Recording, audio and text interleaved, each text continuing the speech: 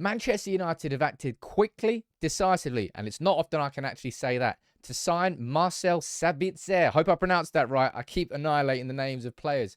But Man United have got their man. Erik ten Hag has got somebody in. With Christian Eriksen out for 3 to 4 months, we needed to bring someone in. But I tell you what, this might be a little bit more than just bringing a player in. And that's what I want to explain in this video. I'm going to run through Marcel Sabitzer. I'm going to look at his profile and I'm going to understand exactly why Erik ten Hag would have wanted to bring him in and has brought him in. And why I think, genuinely, I think you should be pretty excited about this. Maybe in a similar way that we were about the Weghorst deal. Or some people weren't, but it's proven that it should have been. That's what I'm going to run through in this video. Make sure you subscribe to United People's TV.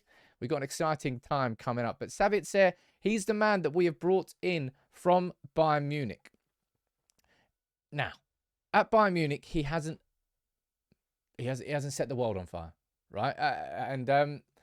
I think, I'll be honest, the Bayern Munich are just such a good team. Gravenberch can't even get a minute. So I don't think that's too much to judge him on. But the reason we brought him in is more for who he was at Leipzig rather than what he'd done at Bayern Munich.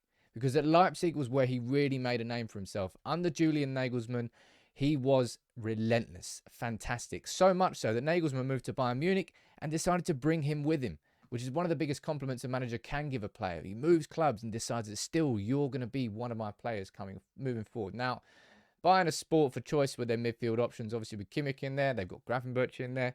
Then you've got, there's too many to mention, really. And Bayern Munich rarely sign duds. That's something I'm sort of hoping for. They rarely do. Doesn't mean they can't. But this is an interesting little snippet and a little bit of insight into the player that Sabitzer is from a scouting report. Listen to this. This is written back in 2020. Red Bull's interconnected football model has worked a treat for plenty of players, and the Austrian midfielder is another example of the controversial group's sporting success, with the emphasis on youth, intensity and aggressive pressing, something Sabitzer has excelled in over the course of the season, and it's been something that has only improved the midfielder. Now, from a tactical point of view, what we're going to do now is take a look at where Sabitzer could fit in, understand it, and look at examples of not only his passing range, but also his goal scoring range and how good he is from a set piece too. As a midfielder, I have to say, he really has got an all-round game, and that's probably the thing that you should be excited about the most. It's not as if we're going to sign someone here who's just going to be a body, who's just going to be a name for the sake of it. I don't think Ten Hag would do that. And as I said, look, he might not be able to get too many games with, 40 games I think he's played for Bayern Munich over the last couple of seasons, but Gravenberch hasn't been getting a game either. It doesn't make him a bad midfielder. It just means that Bayern are sport with how many choices they have. Now, in terms of where he's been playing for Bayern over the course of last season and this season, as you can see from this heat map, that's last season's, as you can see from this heat map. He moves around a fair bit. And taking a quick look at his appearances in his career to date, you can see what I mean. He's played over 130 games at right wing, over 50 games at left wing, but also 50 games as a supporting striker, 30 games as an attacking midfielder, 85 games as a central midfielder, 8 games as a defensive mid, and even nearly 40 games as a centre forward.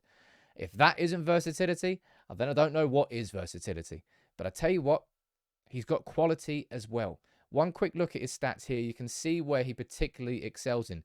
This is Sabitzer compared to all midfielders over the last 365 days. He's in the top 1 percentile for shots. The top 4 percentile for progressive passes received. That means receiving the ball when the ball is played forward. So he's excellent at bringing the ball forward and also receiving the ball in attacking positions. Also tackles, which is going to be a very interesting and exciting one, in the top 8th percentile. But I'll tell you what's even more interesting when you take a look at his stats. So when you compare them to Christian Eriksen.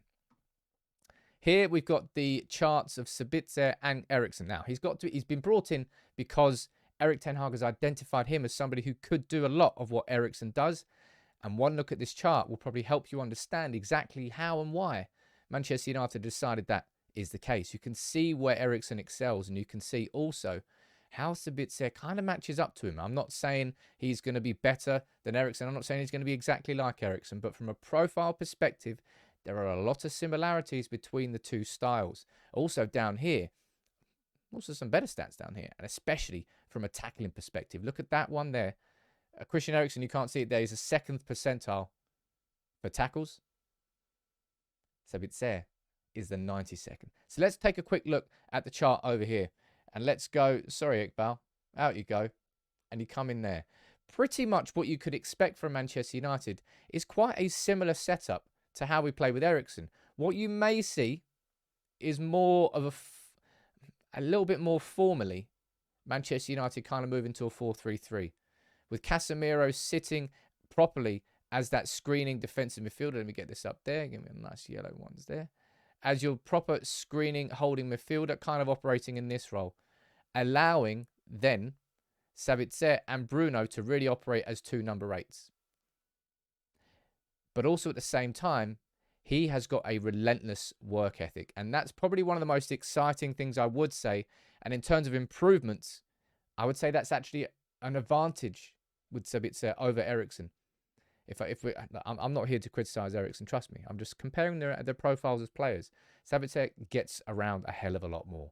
He's far more used to the Leipzig system, pressing, intensity, movement, dynamism. Eriksen, for all his qualities, doesn't have that part of his game because of his age, maybe because of I don't know. It's not that natural to him by comparison. So that's an interesting thing that could actually benefit United in this sense. And as I said, if you compare the two there's quite a lot of similarities. Now, this is where I think it gets exciting. Here are some examples of Sabitzer sort of receiving the balls maybe in similar positions to how Eriksen would have and how well he's done with them. In this position here, he's receiving it from the left back, one touch onto his right foot, and immediately he saw the ball out to that right winger in space. Another example here, completely different. He receives the ball on the edge of the box, surrounded by 3 players, sees the space over there for the fullback, and I believe that was crossed in, and it led to a goal. And this one here, he's in this position here, 5 defenders in between him and the ball. He spots the pass, I think it's to Timo Werner, over the back stick, and that leads to a goal. So from United's perspective, he is very capable of not only just literally getting himself about.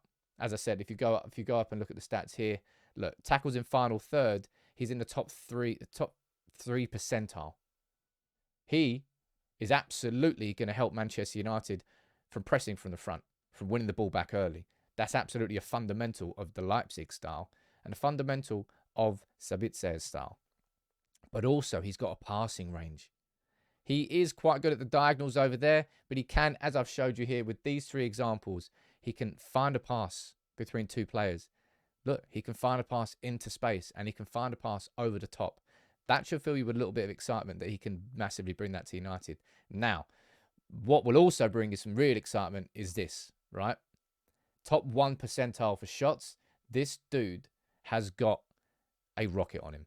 This goal in particular, you've actually got to draw the line on for how good this was. The shape of this ball does that. Absolutely right into the top bins. It was such a good goal. I'm not going to put it on here because I'll get slapped down for copyright. But what a goal that was from him. And also, he's capable from a set piece as well.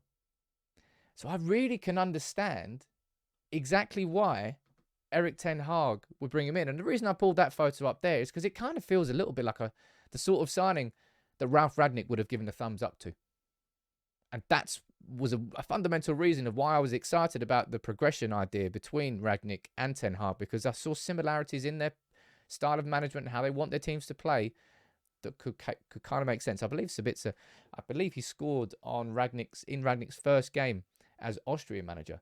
But I hope I've shown you here in this quick video. There's a picture of him with Bruno Fernandes. And I tell you what, this is one thing I said straight away on Twitter, that with Bruno and Casemiro and Sabitzer, Man United are going to have some seriously relentless work ethic in there. You know those games in previous years where the midfield's just been overrun and the midfield doesn't seem to want to do anything, can't do anything, can't compete? That's not going to happen. And whether or not this turns out into a signing which transforms Manchester United's season, we'll find out in the goodness of time. But just like I had a bit of a good feeling around Weghorst because I understood the profile of him and I could easily see where he slots in, I think for Manchester United to go from Christian Eriksen being out for the season to doing this sort of signing, for me, goes to show that shit is starting to get in order behind the scenes, because it's not possible if that sort of planning wasn't already in place even before the injury to Eriksen that happened. United have taken advantage, not have taken advantage of Eriksen's injury, but taken advantage of this situation with Bayern Munich.